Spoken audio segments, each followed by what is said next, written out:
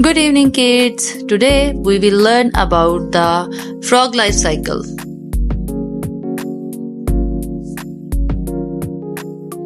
Stage 1, egg.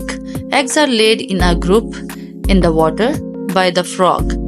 These then hatch into tadpoles.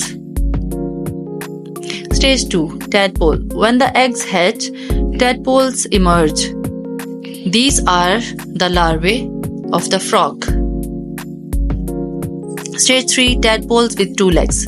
The tadpoles grown to front legs and its long tail becomes shorter and shorter. Stage 4, tadpoles with 4 legs.